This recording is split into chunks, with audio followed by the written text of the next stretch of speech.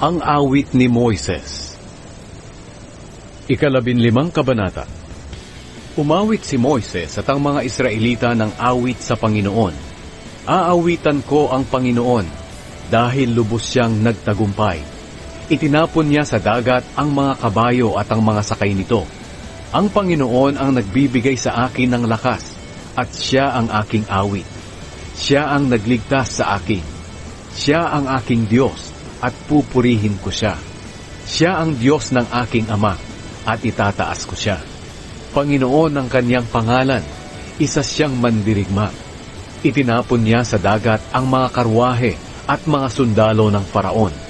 Nalunod ang pinakamagagaling na opisyal ng Faraon sa dagat na pula. Nalunod sila sa malalim na tubig. Lumubog sila sa kailaliman katulad ng isang bato. Dakila ang kapangyarihan niyo, O Panginoon. Sa pamamagitan nito, dinurog niyo ang inyong mga kaaway. Sa inyong kapangyarihan, ibinagsak niyo ang mga kumakalaban sa inyo.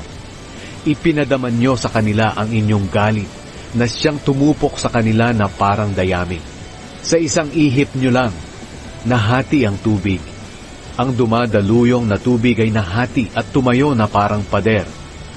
Natuyo ang malalim na dagat. Sinabi ng nagyayabang na kaaway, hahabulin ko sila at huhulihin.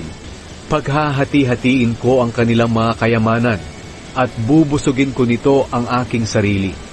Bubunutin ko ang aking espada at lilipulin sila. Pero sa isang ihip nyo lang, nalunod sila sa dagat. Lumubog sila sa kailaliman kagaya ng tingga. O Panginoon, sino po ba ang Diyos na katulad nyo? Wala kayong katulad sa kabanalan at kapangyarihan. Kayo lang po ang Diyos na gumagawa ng mga kamanghamanghang bagay. Sa pamamagitan ng inyong kapangyarihan, nilamon ng lupa ang aming mga kaaway. Sa pamamagitan ng walang tigil niyong pagmamahal, gagabayan niyo ang inyong mga iniligtas. Sa pamamagitan ng inyong lakas, gagabayan niyo sila sa banal niyong tahanan. Maririnig ito ng mga bansa at manginginig sila sa takot. Lubhang matatakot ang mga Filisteo. Ang mga pinuno ng Edom at Moab ay manginginig sa takot, at ang mga pinuno ng Kanaan ay hihimatayin sa takot. Tunay na matatakot sila. Sa pamamagitan ng inyong kapangyarihan, sila'y magiging parang bato na hindi nakakakilos, hanggang sa makadaan ang inyong mga mamamayan na inyong iniligtas, O Panginoon. Dadalhin niyo ang mga mamamayan ninyo sa inyong lupain, at ilalagay niyo sila sa bundok na pagmamay-ari ninyo. Ang lugar na ginawa niyong tahanan, O Panginoon, ang templong kayo mismo ang gumawa. Maghahari kayo, O Panginoon, magpakailanman.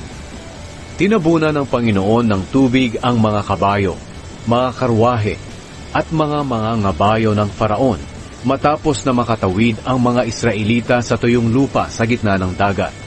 Kumuha ng tamburin si Miriam na propeta at kapatid ni Aaron, at pinangunahan niya ang mga babae sa pagtugtog ng tamburin at pagsayaw. Inawit ni Miriam ang awit na ito sa kanila. Umawit kayo sa Panginoon dahil lubos siyang nagtagumpay. Itinapon niya sa dagat ang mga kabayo at ang mga sakay nito. Ang mapait na tubig.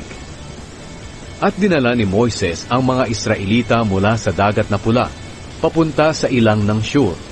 Sa loob ng 3 araw, naglakbay sila sa ilang at wala silang nakitang tubig.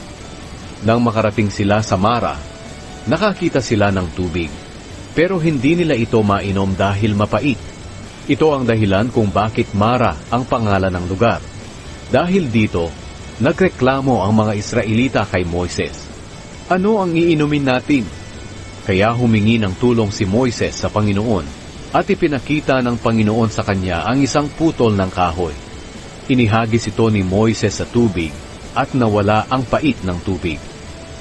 Doon ibinigay ng Panginoon ang tuntunin at kautosang ito para subukin ang katapatan nila sa kanya.